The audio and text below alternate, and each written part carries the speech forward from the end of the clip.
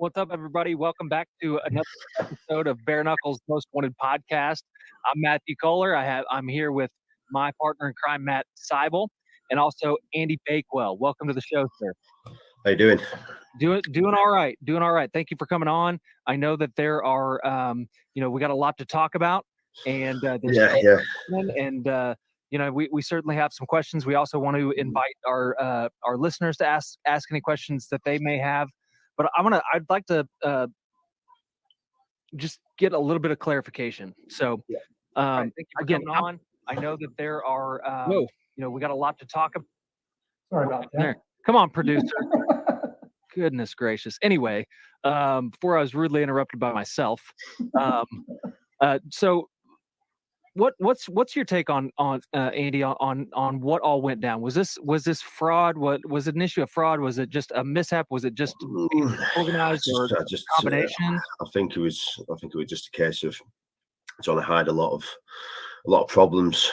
He just kept hidden from everybody else. Then just kind of kept digging and dug his hole even deeper as time went on. A lot of the stuff I got over there when I flew over last Friday. It was just I wasn't aware of any of these problems, to be honest with you. I just thought I was told with a lot of sponsor money there, like £14,000 of sponsor money to pay for all this, all the flights, accommodation, all this stuff. Even stuff like the hand wrapping. I mean, I sent him. Obviously, we were supposed to get all the hand wrapping guys from England that I use my BFBA company. Obviously, we struggled getting the guys over from England, so I got my hand wrapping guys to send over all the materials we needed, everything. Down to the last detail of, and we got the people who agreed to get some guys in to do it. Still, I was there for like 3-4 days, and this stuff still hadn't been ordered. The flights and accommodation still hadn't been booked. Just a lot of red flags started coming up. I mean, I managed to sit down in the office and go through a proper budget, which I do on all my shows. You know, I've put 9 bare knuckle boxing shows in England. Never ever walked away from there under budget. Yeah. So, just to briefly for those of you that are tuning in live, or if you're watching this after the fact, Ragnarok Bare Knuckle is what we're talking about, and of course Andy was a partner in that promotion, and so just this last Saturday night, two nights ago, there was supposed to be a big pay-per-view event in Norway. And at the last minute, everything seemed to fall apart. And so we're here with Andy, and we're giving him the chance to tell his side of the story. And so that's what you've heard a little bit of. And so I didn't mean to cut you off, Andy. I probably should have said that before we started. But back to you, man. So far, we've heard that there's sponsorship money that Stanley was telling everybody was there, and that it wasn't there. And then that was how the flights were going to be paid for. And there was no money, so the flights weren't booked. Am I following you correctly? So yeah. Okay. At what point did you realize that like this might be going off the rails? Like that there's a Monday, really, when I managed to sit down with him and go through the full budget. I just wrote a complete cost list, incomings, outgoings, which again was difficult to get out of him when I was over in England. He just kind of kept pushing the subject off. Keep me in the doubt with a lot of stuff, which again I didn't have any reason to believe any of these were a massive issue. You know, it's just naive on my part, really. I should have, looking back, I should have really just put my foot down and made before we got over there. Knowing it was in place, but he was telling me all this sponsor money was there to cover the things we needed paying for. There was no reason for me not to believe him. So did everybody fly over on their own dime and it was expected to be reimbursed, or did were flights paid for by the? He covered most of the flights. I mean, he managed to he was getting like the odd flight here. He'd pay for a flight, then I'd be like, well, what's going on? We're not paying for the rest of them. We need to get all these flights booked. Then he'd say he'd have to go and get some more money for somewhere. Again, I don't know where he was getting the money from. I don't want to just speculate with that either. and all the money wasn't there for his sponsors. He was trying to borrow whatever money he could to kind of just get this show over the line, really. But again, there was a point where it was like, mate, I mean, when I went through the budget, it was like £25,000 in the red. It was like, he was trying to sort of say, oh, well, we're going to make this money on streaming. I'm like, mate, you can't just assume that, you know. It's just, what if it doesn't? Then this is when he told me the sponsor money wasn't there. So I was looking at his budget, and there was like £22,000 coming in, £55,000 going out. I mean, this was the first time I'd kind of realised how much we were in the shit. So I knew Shannon Rich was over in the country. I knew some other guys were heading over. Michelle Lopez was over here. So it was a bit too late for me to walk away without trying to sort of bring it to attention that he needed to get this money in somewhere. So he said he was going to borrow in the money. He was taking me around with him, saying he was borrowing the money off some guys that knew or something. But again, I assumed that's what was happening. So I mean, it says there about Shannon, for him to give his point of view. He's over in Amsterdam with his missus. I've stayed in touch with Shannon. I've stayed in contact with all the fighters. They've contacted 90% of people contacted me after the show. Just they all know my role in it. I was the one who flagged up that there was no money for the fighters. I stayed to pretty much the end trying to get the money sorted for the fighters. That was the main reason I stayed there, really. But it was hard for me. I mean, I waited for my friend Carlo to come over, who's part of the BKB Italia team. And when I met him in person and told him, I didn't want to leave and just kind of, without speaking to him face to face about what the situation was. He understands. I've spoken to them all since. They understand why I left. A lot of them have been in touch asking to get the fights over in England. I think Hans Peterson wants to come over here and get this fight under the way. Torben Proust, the same. I mean, Camille's been in touch. I've spoken to Simon since as well. The guys know that I was. A lot of this was out of my hands. You know what I mean? I can't run away from it. Though I was part of the. I was part of the company. A lot of it, rightly so, should fall on my head. But again, I just need to explain what my role in things were. Yeah. So when you find out, you're looking at the books, and there's you got 22,000 coming in and 50,000 coming out or going out. So that obviously that balance sheet does not balance. No, so, but at what point did you confront Stanley and say, hey, this doesn't make sense. What's the plan here? Right then, as soon as we had the information in front of us, because just getting that information out of him took me probably 2 hours. He was trying to just change the subject, move on, just doing other stuff in the background. When I was like, mate, we need to get these figures down. We need to know where we're up to. And when I said about the sponsors, I said I need a breakdown of the sponsors. I said I need to know where the money is, when is it coming in, who's it off. And he's like, oh, just forget about the sponsor money. If the sponsor money comes in, it comes in. I'm like, wow, you can't just fucking write off £14,000, man. It's like, where are you planning on? How are we getting this money? And he's like, oh, we'll do X amount of streams. I'm like, well, what if we don't do X amount of streams? You can't. There's never any guarantee with the streaming side of it. Plus, you don't get paid till after the show happened. Yeah. So then in his head, he was like, oh, I'm going to pay all the fighters through bank transfer on the Monday. I was like, you're not, mate. You can't fucking do that. There's no money there. This is why, I mean, you can speak to Shannon. I spoke to Shannon about exactly where we were up to finance-wise. I said, there is no money there. I spoke to Hans Peters as well. But then Stan turned up again and convinced me that most stuff was paid for. He just tried fucking pulling the wool over my eyes a bit with stuff. Then I was like, right, I tried getting in my head that we could pull the money, he could borrow the money and get it through the show and just try and get something over the line. So we couldn't even tackle the problems that were already there because other problems kept arising. So was the whole pay-per-view fiasco, was that my next question? Man, that was chaos. That was another chaotic thing in itself. It was, I mean, I wasn't sure. He got in his head, right, that the streaming, the two girls, and they're really fucking great girls, Eva and Kaya, did really hard-working girls. They did everything they could possibly do to outsave this show. They thought they stayed to the end of it, they were always trying to get it over the line. But he had it in his head that they were trying to do something illegal with something. We went for a meeting. He wanted a lot of issues clearing up, which I walked out of there just like, Are you happy with that? I'm happy with everything they just said, you know. But still, he was like, no, they're lying. Then he's got back to one of his friends' houses, and he's like, no, we've got to put the statement out. We've got to put the statement out that that we're going to the police, because if they put a statement out, it will fucking strange, mate. We're very odd behaviour, and I was sat there just like, wow, what the fuck is going on here? So then the streaming side of things just completely collapsed. Yeah. Then he's gone to the girls' bosses the day after, tried getting things back online. This took like 5 days. He got the day before the show, I think 2 days before, and it was just about to get launched back online. Again, it was just never gonna do anything like anywhere near as well it was gonna do. Yeah. But the whole thing from that point was just collapsing. I mean, that was like, even if we'd have done like 1,000 streams, which was realistic, I mean, we could have done that. I thought, again, it was that kind of helped balance the books a little bit. But again, it was all a fucking risk. It should have been pulled the moment it was clear how much we were in the red, but it didn't. It just wanted to come with it.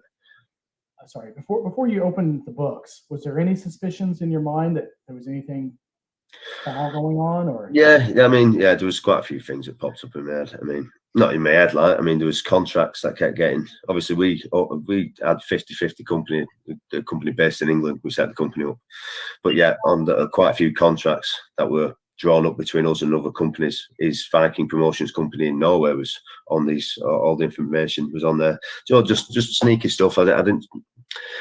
Listen, I don't really want to come and start trying to make things personal. I don't want to get into like a slanging match. I'm happy to just clear up everything.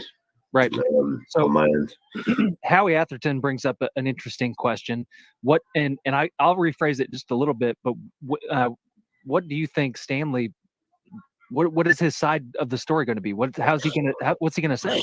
I've no idea. I've absolutely no idea. I mean, he's already accused me of stealing some money, which I didn't even have. There was no access to any money. There was no money there to be stolen. I don't understand where he was trying to get at that anyway.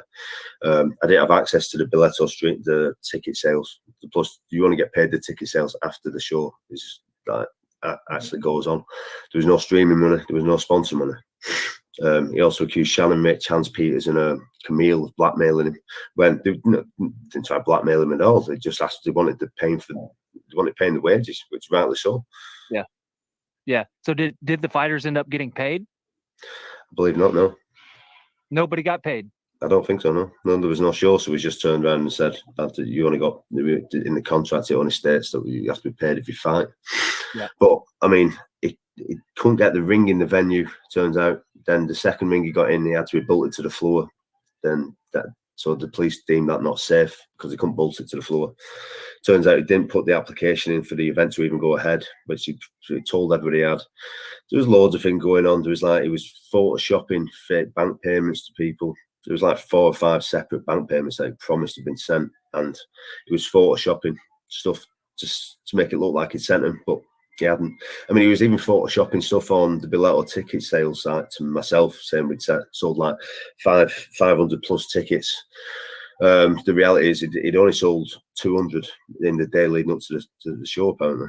Again, he wouldn't give me access to any of these things. He just, anytime he asked for access, he's like, why is everyone sort of not trusting him and this and that? It was just odd behaviour. He just, like I said, don't work like that at all. In the company I have in England, everybody's got access to all the information, and as it should be.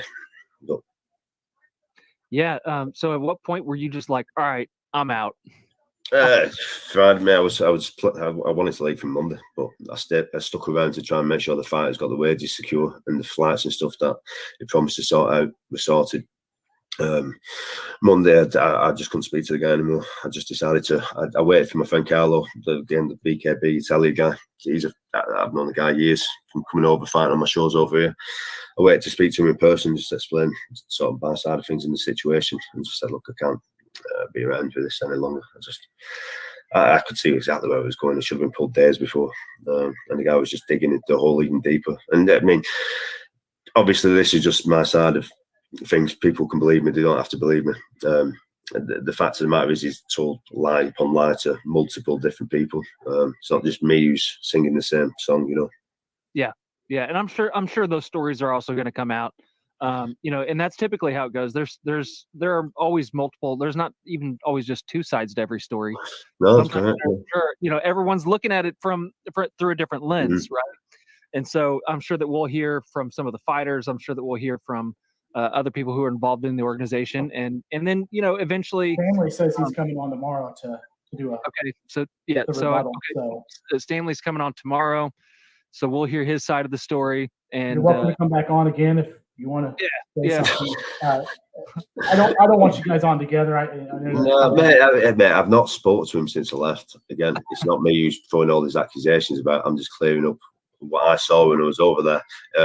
I mean, if you guys wanted to come on together, I would do it. But yeah, I bet you would. but I don't like that. I don't like that. You know. No, listen, I want to leave it at pretty much. I want to just tell my side of the story and leave it at that.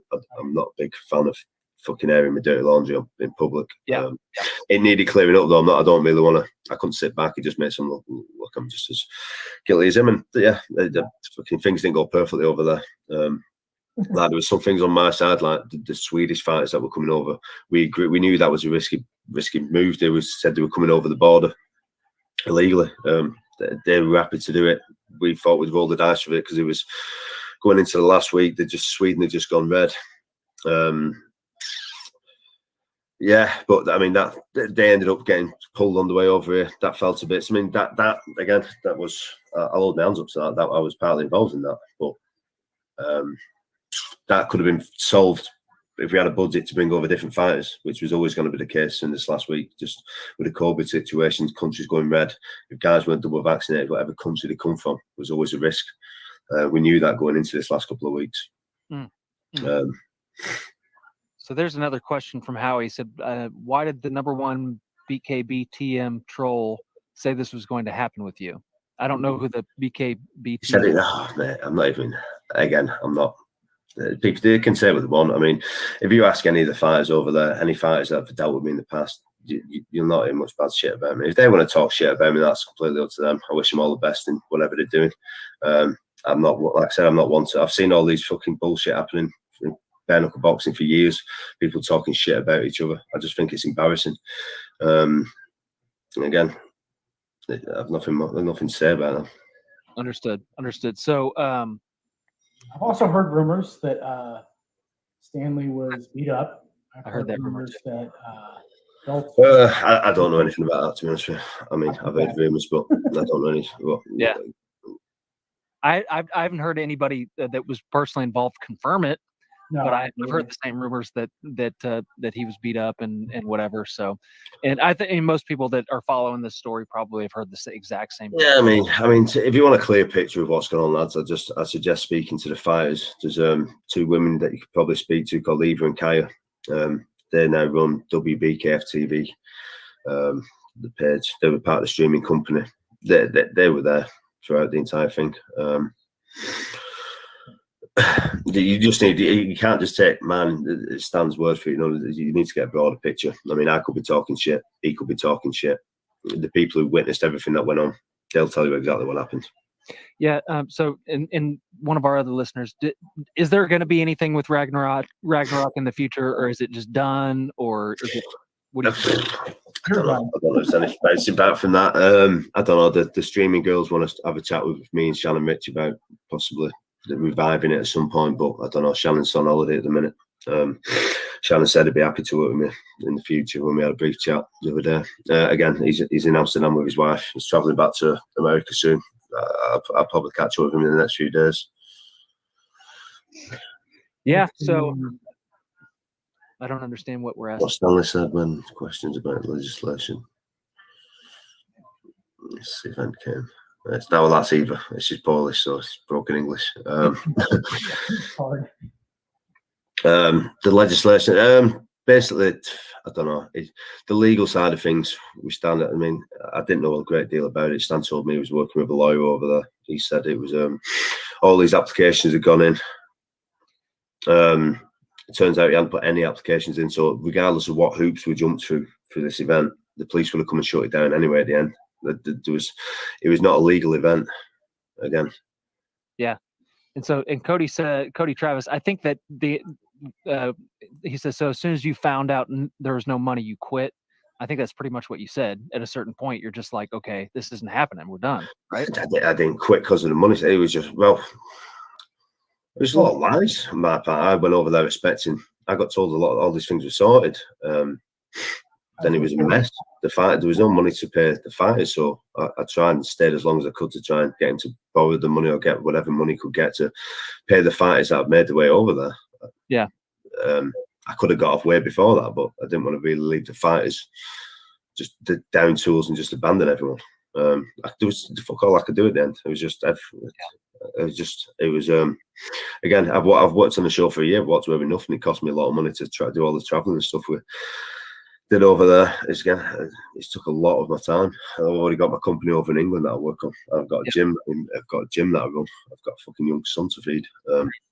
And you do have a compliment from Kate Wynn saying the stuff you put on in England is top notch. So. Yeah. I mean, regarding my sort of, people can say what they want about me. If you can speak to any fighter that's worked with me, everybody. See, Andrew Lovely, he was one of the fighters in Ragnarok. Just speak to the guys, mate. I mean, Jim and Joe can chuck the quids in all they want. People like, I don't know. The big blue always got something to say, mate. I can't please everyone. All I can do is tell my side of the story. Everybody knows that I tried treating everybody as rightly as possible when I was over there. I did my best to get everybody paid. I was honest with everyone. There wasn't a lot else I could do than that. So this obviously has not been a great experience for you. It's been a pretty bad experience for the fighters. I'm sure it's I'm sure it's there's a certain level of embarrassment.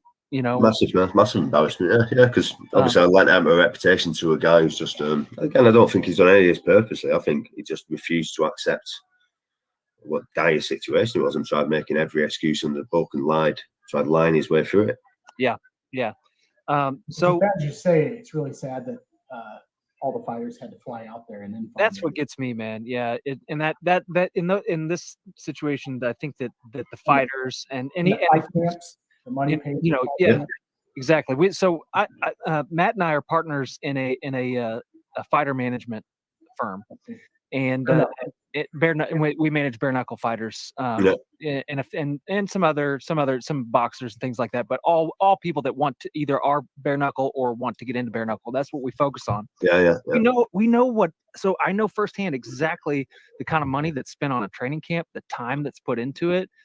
They'll either have to put their job on hold or quit their job if they're going to do it at a high level. Then they have training, travel costs, all these things a lot of times, and it's like, I mean, it's so much that they put into it. And so when I hear about stuff like that, it's just like, man, it just breaks my heart because I know what these fighters put into it. I'm fully aware of all this, man. I'm a fighter myself. I've had like 20 pro Thai boxing fights. I've got a gym that I run. I've got Thai boxers, mixed martial artists fighting out there, boxers.